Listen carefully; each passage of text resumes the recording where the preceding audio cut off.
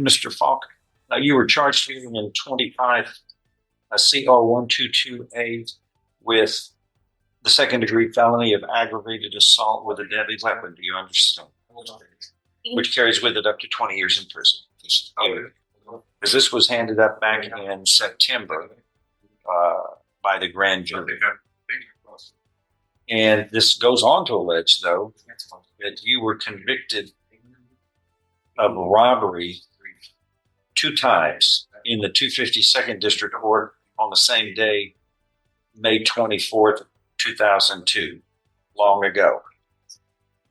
After those 2 convictions were final, it is alleged in the indictment that you committed the offense of illegal possession of a controlled substance, a third-degree felony, and you were subsequently convicted of that on February 21st, 2019, also in the 257. So if all of this is true, you are looking at habitual felon status, no less than 25 years, no more than 99 years confinement in prison or life in prison. Right out of the gate, the judge is setting the tone hard. This is not a routine hearing anymore. Once prior violent felony convictions enter the picture, everything changes. Prosecutors and judges start looking at the defendant not as a first-time mistake maker, but as someone with an established criminal pattern. And notice how the judge carefully explains the charges and penalties on record. That is critical, because later nobody can claim they did not understand the seriousness of what was happening here. This is what you're facing. You understand? That's what the guy was facing yesterday in yesterday's trial. He got 55 years in prison. You are under arrest at this moment. Do you understand? Yes, you are under arrest. There's a warrant for your arrest. And at least the officers are going to get with you on this, and they will be able to talk to you about it. But this has popped up, and you got to answer for it.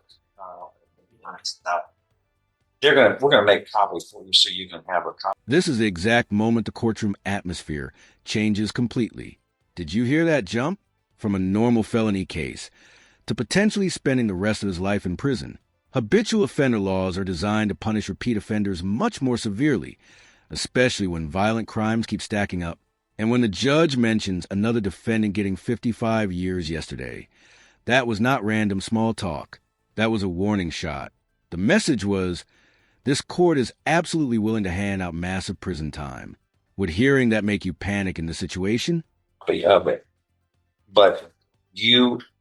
your bond is revoked due to this warrant. And what was his bond before? What was your bond on this? I think it was 20,000. 20,000 for habitual felon and committing aggravated assault. Judge, I believe the issue here is the case was filed and dismissed, and I believe he bonded out on that first filing. And when it was dismissed, there was no warrant, and he didn't bond out on the new indictment. So I believe that's what's happening today. That's correct. Yes. Now, the defense tries to clarify a technical issue here, basically arguing this was more of a procedural situation than the defendant sneaking around the system. But watch the judge's reaction closely. Judges have enormous discretion when setting bond conditions, especially when they believe public safety is at risk. Once the words habitual felon and deadly weapon are on the table together, sympathy usually disappears fast. Bond on this new indictment. So he's just make bond. So I don't find this bond enough at $25,000 anyway. Who said the bond?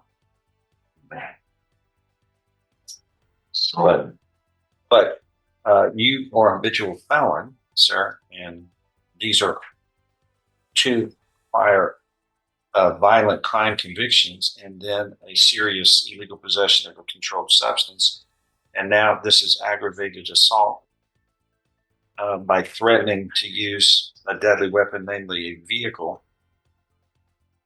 So your bond is increased to. And there it is. The financial hammer drops. A jump from $20,000 to $100,000 is massive for many defendants, That alone can mean sitting in jail for months waiting on trial. But the judge did not stop there.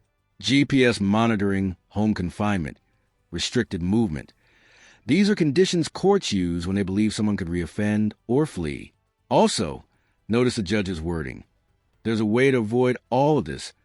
That was not just legal instruction. That was pure courtroom frustration coming through. $100,000. There's a way to avoid all of this. It's to not to commit crimes. And if you post a bond, you will be at home confinement. You must have a GPS device. You cannot leave home except to and from work, most direct route possible, to and from hospital care, to and from acquisition of food. And those are the other purposes. And that's the way it is. Do you have an attorney? Also, Being labeled a danger to community in court is devastating because it changes how everyone in the system views you moving forward. Bond hearings are not just about money. They are about risk assessment. The court is asking, if released, could this person hurt someone, intimidate witnesses, or commit another offense? And once a judge answers yes to that internally, things get very difficult very quickly. Are you unable to hire somebody? Fill out an indigent form, and an attorney will be appointed to represent you. We'll appoint somebody today. This is the turning point. The judge says the original bond was too low and calls the defendant a danger to the community. That means public safety now outweighs release. Fair call or too strict? From the public defenders, sir, you're taken into custody. That's the rulings of the court. No, sir.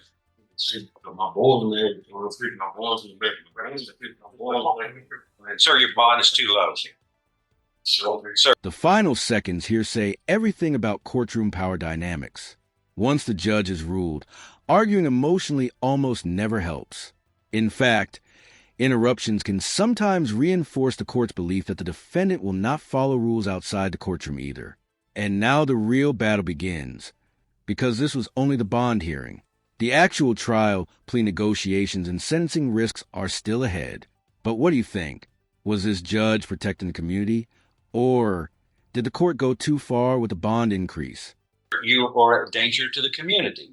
Your bond is far too low under the circumstances that we have. Plus, there's a warrant for your arrest, and it's not a debate, sir. Follow the rules of the court. Thank you. Just get up to the left and get you off the jail. Next is Jaquan Lazard. Final message from the court. Prior record matters, attitude matters, and bond can rise fast. Now he leaves in custody facing tougher conditions ahead. Justice served or overdone?